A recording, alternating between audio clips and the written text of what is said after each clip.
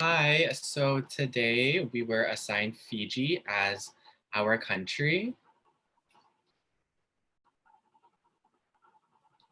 So Fiji is located in the South Pacific Ocean, and I believe they are in Oceania, but they are more specifically located in the South Pacific Ocean.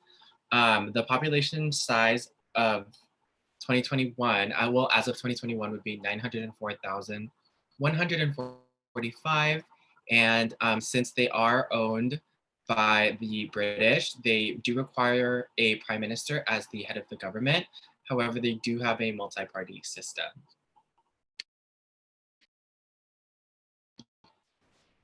So we're going to be talking about prevalent diseases first. So I have the big three, which are cardiovascular diseases and diabetes mellitus and neoplasms. And then finally, the other two are musculoskeletal diseases and chronic respiratory infections.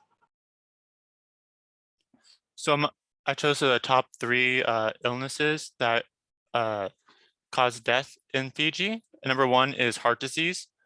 As you can see, based on age range and gender, it doesn't start affecting people until they reach the age of 15.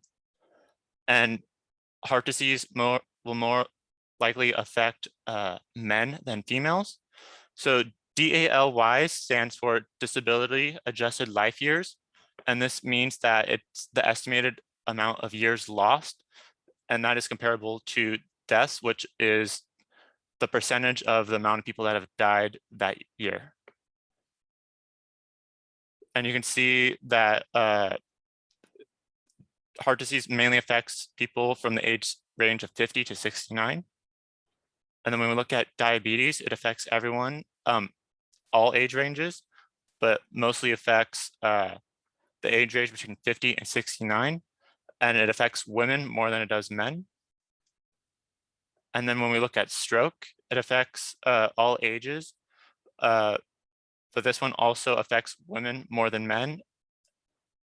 And depending on if they're male or female, it's more prevalent between the age range of 50 to 69 or above the age of 70.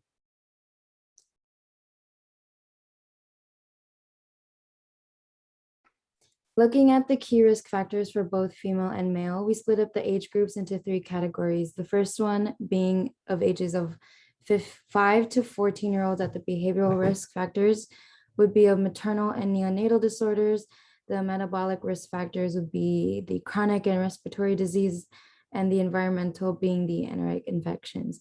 The second group being of ages from 15 to 49-year-olds, the behavioral risk factors that appear the most would be of substance abuse.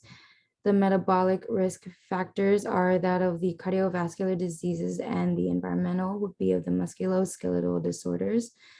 Our last age group being of ages from 50 to 69-year-olds, the behavioral key risk factors are mostly showing that of neoplasms, whereas the metabolic risk factors are of cardiovascular disease, and the environmental risk factors are of neoplasms as well.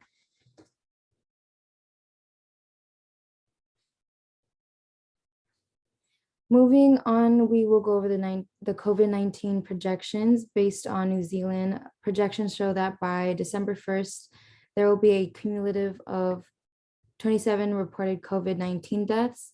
Vaccine coverage shows the percentage of people who receive at least one dose of the vaccine and those who are fully vaccinated against COVID. And by November 30th, 66% of the population will at least have one dose, while the other 59 will be fully vaccinated. Mask use represents the percentage of the population who say they always use a mask out in public, and that is only of 9%. COVID-19 projections for social distancing is the reduced human contact measured by cell phone mobility data, which can drive down infections so that mask use, testing, isolation, and contact tracing can work to contain the virus.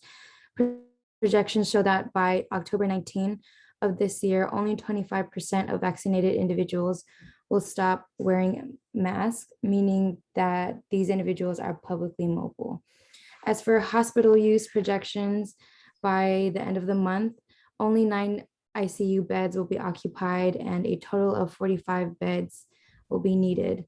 Lastly, daily infections and testing projections showed the estimated infections are the number of people estimated infected with COVID each day, including those who are not tested. So there are a confirmed number of 70 individuals who are positive for COVID and a total of 7,370 people who went out to take a test.